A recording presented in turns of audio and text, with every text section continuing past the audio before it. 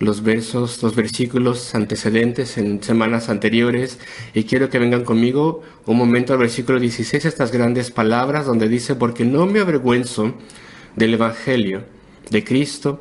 Y después el apóstol da las 3 razones por las cuales él no se avergüenza del Evangelio de Cristo.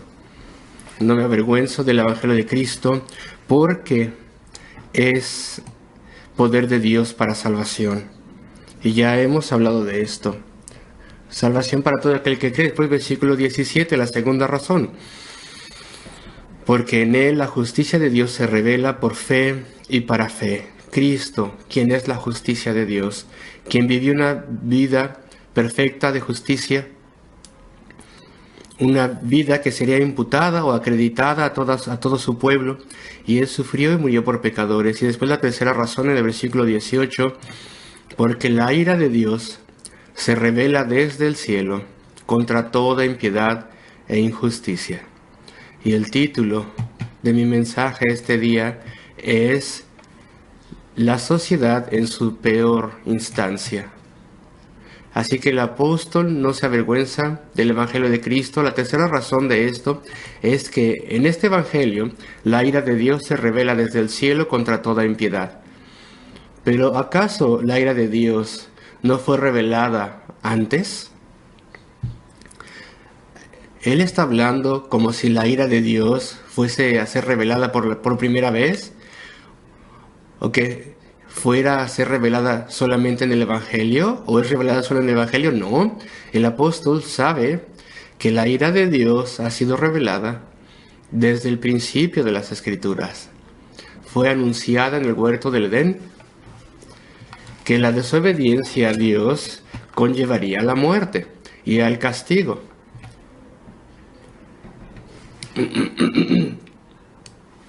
Fue ilustrado en particular en la inundación global.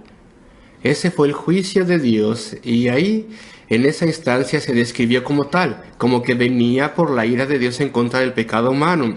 Así que no hay nada nuevo al respecto de la ira de Dios, en cierto sentido, en el Evangelio. Y después también con la Torre de Babel, también fue la ira de Dios. En ese momento no llevó a la destrucción, pero llevó a gran juicio en la tierra. Las consecuencias de esto todavía lo tenemos en nuestros idiomas, diferentes en cada país. Y después Sodoma y Gomorra también, ese gran evento de juicio. Eso fue también debido a la ira de Dios. Y después en repetidas ocasiones a través de las Escrituras, la ira de Dios es señalada, y muchas veces, por ejemplo, en el libro de los Salmos, sin mencionar a los profetas. Así que la ira ha sido enseñada y mostrada. La ira implacable de Dios, el enojo implacable de Dios en contra de todo pecado e injusticia. Pero el apóstol está en lo correcto, en lo que dice. Claro que sí, él está dando esta epístola bajo inspiración divina, porque la ira de Dios se revela.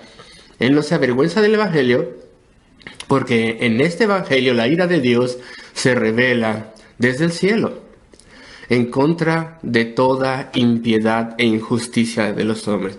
Bueno, ¿en qué forma la ira de Dios es de forma única revelada en el Evangelio de Cristo? ¿Acaso está revelada de forma más clara? Pues sí, en un gran sentido, porque Cristo vino. El mensaje del Evangelio son las buenas nuevas de Cristo, y cómo Él vino del cielo, de la gloria, y cómo Él entró a este mundo de tiempo, y Él tomó para sí un cuerpo humano, fue a la cruz del Calvario después, y allí sostuvo la ira de Dios. Ahí sufrió la ira de Dios sobre el pecado, a nombre de todos aquellos que serán redimidos. Y entonces la ira de Dios es derramada a nombre de billones de personas, derramada en Cristo esta ira.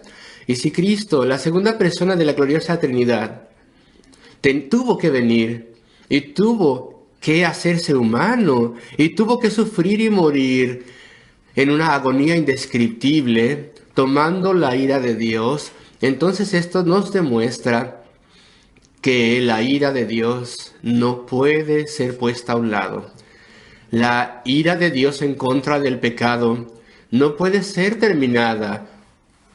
Dios tiene esta ira implacable y que no cambia este odio al pecado. Dios ve lo que nosotros en nuestro estado caído no podemos ver por completo. Y esto es la pecaminosidad del pecado. Y cuán horrible es el pecado. Y Él se da cuenta que es en contra de su santo carácter. Y Él está completamente en contra del pecado. Y tiene un compromiso firme de castigar el pecado. Así que la ira de Dios tiene que ser derramada. Una ira derramada eternamente sobre el pecado. Y la única forma de redimir hombres y mujeres era que una persona de la deidad, igual al Padre, el Señor Jesucristo, el Hijo Eterno, Él tuvo que venir y sobrellevar y someterse a esa ira de Dios. Así que vemos esta ira derramada como nunca antes en las buenas nuevas del Evangelio. Vemos la ira eterna de Dios que Cristo la tomó, representando a todos aquellos que son de Él, a todos aquellos que confían en Él y dependen de Él. Y es por esto que el apóstol Pablo puede decir: no me avergüenzo del Evangelio de Cristo, porque la ira de Dios se revela desde el cielo contra toda impiedad e injusticia de los hombres. Y si no queremos a Cristo, debemos entonces someternos a esa ira nosotros mismos, la ira de Dios. ¿Acaso no es una cosa horrible de mencionar? ¿No es algo incivilizado de mencionar? El asignarle a Dios ira. ¿Acaso la ira no es horrible y desagradable? Si vemos enojo en nosotros mismos, frecuentemente es pecaminoso. Y entonces nos es difícil entender que hay algo, un concepto que es una ira pura y santa, que es justificada, una indignación justa, santa y pura en contra del pecado. Claro que lo hay. Y Dios, quien es perfecto y santo, también es justo. Y está lleno de ira en contra del pecado y sus consecuencias. Y cuán horrible es el pecado. Entonces el Evangelio también muestra la ira de Dios. Oh sí, podríamos mirar el Antiguo Testamento, podríamos decir: Dios está enojado con el pecado, pero algunas personas necias pueden decir: Dios también es amor y va a dejar su ira de lado. Tan solo es una ira temporal, es una ira que puede dejar de lado, un enojo que puede dejar de lado. Esa era una ira temporal. Y si yo muero, no tendré que sostener la ira de Dios, no tendré que ser castigado por esta ira de Dios.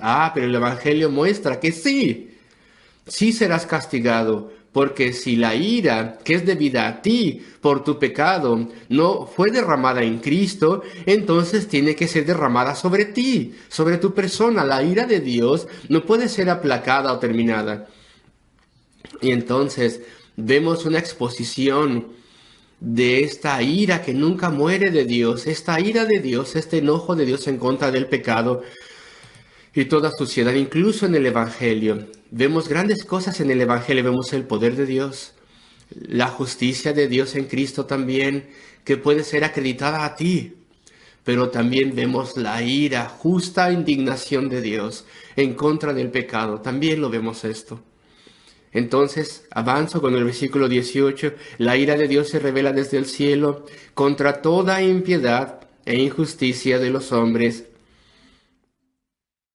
Y quisiera hablar un momento al respecto de esas dos palabras, solamente un momento, porque son muy importantes. Dios tiene un antagonismo permanente en contra de todo lo que sea inmoral y erróneo. Pero ¿por qué entonces dos palabras aquí? Se revela en toda impiedad e injusticia. Bueno, quiero explicarles. Donde dice impiedad, esto tiene que ver con tu actitud para con Dios. La palabra piedad, aquí tenemos la parte negativa de esta palabra, pero la palabra piedad en el griego del Nuevo Testamento siempre se refiere a nuestra conducta para con Dios. Incluso en las religiones paganas se utilizaba para describir la conducta de las personas para con sus dioses. Es un término específico. Así que la piedad es tener una actitud reverente y correcta para con Dios. Y la impiedad es tener falta de respeto a Dios, una actitud que no respete a Dios. Y es exactamente lo que quiere decir aquí. La injusticia es la consecuencia. Así que mi impiedad es mi falta de respeto para con Dios de forma personal, hacia la persona de Cristo, hacia la deidad, hacia el Padre, el Creador. Así que es una oposición a la persona de Dios. No reverencia ninguna. Eso es la impiedad. Ninguna reverencia, ningún respeto por Dios, ninguna maravilla, ningún sobrecogimiento ante Dios y ante su grandeza y ante sus atributos y ante su majestad. Ninguna subordinación. No nos postramos ante Él en obediencia, sometiéndome a mí mismo a Él. Solamente, tal vez, tengo una presunción orgullosa. Algunas personas dicen, creo en Dios, y también creo que seré aceptable a Él. Y de forma orgullosa rebajan a Dios a su nivel. Y a ellos mismos se levantan al nivel de Dios. Tengo íntima comunión con Dios, dicen ellos. Algunas personas tienen una actitud casual de adorar a Dios o imaginan que creen en Él, de hecho. Esto es una presunción orgullosa. Esto es solamente una ofensa en contra de Dios. O tal vez hay una indiferencia orgullosa en contra de Dios. ¿Y hemos sido así en el pasado? ¿Acaso somos todavía hoy en día? ¿No nos importa Dios? ¿Tenemos desprecio por Él? Desprecio. Nos rebelamos en contra de Él y en contra de sus leyes. No confiamos en Él para nada. Somos autosuficientes, podemos escoger nuestro camino, no hay temor de Dios, no le amamos, no le damos homenaje, no le estudiamos. ¿Por qué tendría que estudiar a Dios? ¿Por qué tendría que estudiar su revelación, la Biblia? La he hecho a un lado, no creo en ella. ¿Por qué tendría que dedicar ningún tiempo o atención a Jesucristo, al Señor, o a Dios? O estudiar estas cosas, o sus posturas, o sus planes, o sus caminos. ¿Por qué tendría que servirle yo? Así que la impiedad es todo ello. Mi actitud en contra de Dios es un gran manojo de cosas. Todo esto insulta a Dios. Todo esto es en contra de Dios. Todo esto es como escupirle a Dios. Y así es como era yo. Y así es como muchos de nosotros en este lugar éramos en nuestra vida pasada. No éramos respetuosos de Dios, le despreciábamos, y si no éramos ahí, y si no éramos así, jamás confiábamos en Él. No le temíamos, no le amábamos, no le homenajeábamos, no le estudiábamos, le despreciábamos más bien. Impiedad. Así es como todavía somos hoy en día. ¿Esto es así contigo? ¿Que tenemos una actitud irreverente en contra de Dios Todopoderoso? Porque la ira de Dios se revela, se demuestra desde el cielo en contra de toda impiedad, en contra de toda falta de respeto, toda indiferencia. Es el más alto insulto al Creador. No darle gracias por nada, el echarle a un lado al Dios viviente.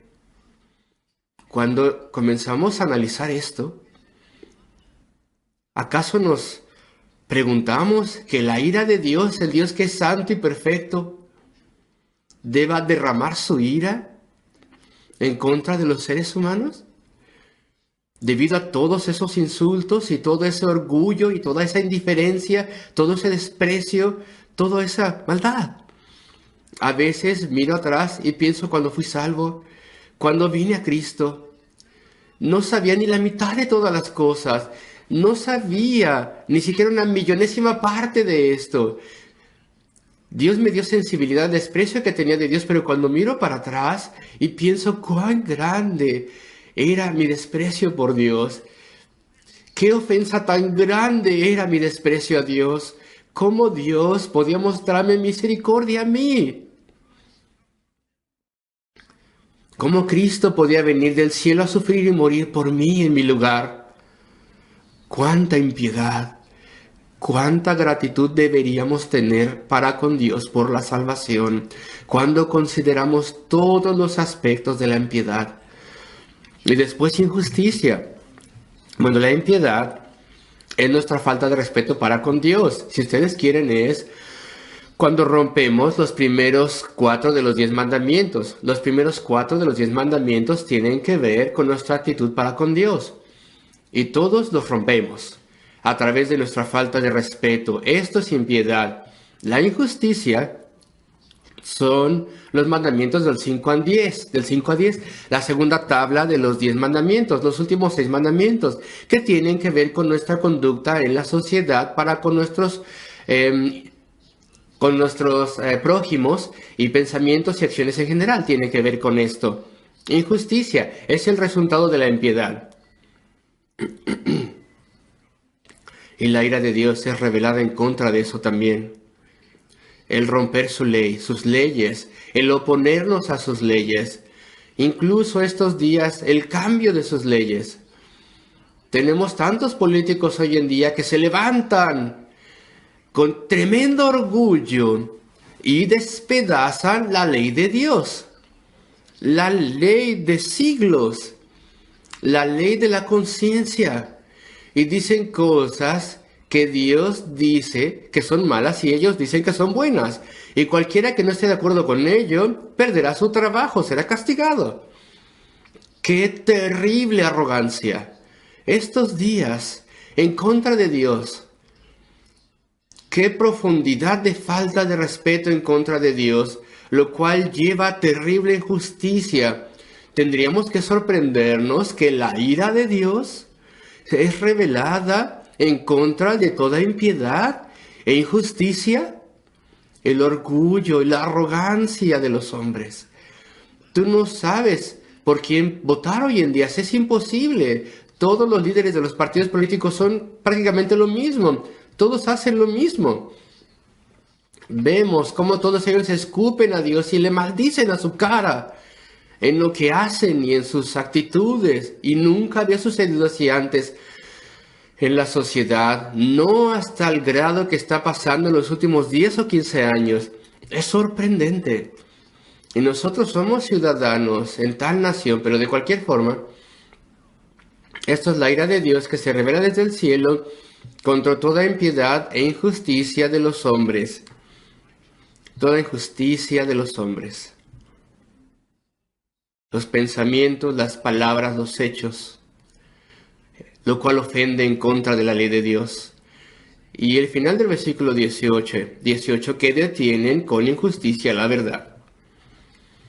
Esta es una parte difícil de entender, que detienen con injusticia la verdad. Hay una versión moderna que dice algo así, que suprimen la verdad en injusticia. William Tyndale, Guillermo Tyndale, en su traducción del Nuevo Testamento,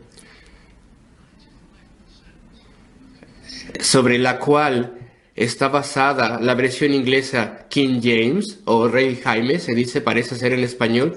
El 90% más o menos del Nuevo Testamento de la King James está basada en lo que dice Tyndale. Y me sorprende que no se haya copiado aquí lo que dice Tyndale, que dice que como que esconde. Y en español parece que está bien. Y el griego es una palabra compuesta que signifique de tener debajo, como someter, como ponerla y quererla esconder. Nos aferramos o se aferran firmemente a esta palabra. Se puede ver así. La mantenemos ahí sometida, es el griego. Pero en el contexto aquí, donde dice detienen o someten literalmente la verdad, esta es la intención del apóstol Pablo. Espero que sea claro. No voy a tardarme tanto con esto, pero solamente puedo como adivinar que la traducción inglesa pensaba que la injusticia ya era suficientemente claro, donde dice que detienen con injusticia la verdad. En otras palabras, lo saben, pero al detenerla en injusticia, significa que la suprimen. Me imagino Entonces los traductores razonaron una cosa así para traducir en inglés, pero en español tenemos así: injusticia de los hombres que detienen con injusticia la verdad. Tenemos que ver el contexto, no leer una parte cada vez. Detienen con injusticia, la suprimen, hay que ver todo el sentido. El griego, someten, suprimen, algo así. Y la intención del apóstol aquí bajo inspiración es decir lo siguiente: saben lo que están haciendo, saben que hay un Dios, saben, conocen al Dios invisible, saben que Él es el Dios poderoso, creador, Dios viviente, pero no quieren esa verdad. Entonces la suprimen, incluso la suprimen dentro de ellos. Lo conocen, lo saben, está en sus corazones. Ven la evidencia en el orden y el diseño de la creación. Pero hacen todo lo que pueden para poder oscurecer esa verdad y suprimirla. Saben lo que están haciendo. Los incrédulos saben lo que están haciendo. Suprimen y detienen algo que de forma instintiva saben que es así. Que detienen con injusticia la verdad. La tienen, pero de forma criminal, la rompen, la echan a un lado, la esconden, la mantienen bajo control y constantemente lo hacen. Este es el tiempo verbal del griego, constantemente lo hacen. Continúan avanzando, continúan haciéndolo. No dan la bienvenida a la verdad, no la aceptan. Versículo 23. Y cambiaron la gloria del Dios incorruptible en semejanza de imagen de hombre corruptible. La idolatría es preferible a reconocer al Dios verdadero que instintivamente está en nuestro corazón, en nosotros, el gran creador. Sí. Hombres pecaminosos son idólatras y la versión moderna de la idolatría es la evolución. Esa es la versión sofisticada de la idolatría primitiva, una alternativa a Dios. La gran evidencia, dice el apóstol, de que Dios está allí es la creación. Este orden increíble en la creación, que está llena de evidencia, señalando a un creador de inmensa inteligencia. Y desde el tiempo del apóstol ha sido la invención del se ha dado la invención del microscopio, después del telescopio, y cosas pueden ser observadas de forma microscópica, y mientras más vemos, más nos damos cuenta que hay orden, diseño. No podemos escaparnos de esta realidad, está en todo lugar, microscopio y telescopio, evidencia de una mano personal, un diseñador, un Dios que lo diseñó todo. Y la idolatría no puede resistir estas cosas. La idolatría dice, bueno, la idolatría nunca ha sido tan grande como por oscurecer la evidencia del Creador. Y Satanás, el enemigo de las almas, programa a hombres malvados para satisfacer la mente humana de forma que se explique la evidencia que debería señalar a Dios, que debería señalar al diseñador detrás de todas estas cosas, pero ellos lo quieren explicar de una forma diferente. Así que deben encontrar formas de explicar la existencia del mundo y los patrones y los ciclos y los sistemas y el diseño, y se tiene que encontrar una forma de explicar esto diciendo que todo sucedió al azar.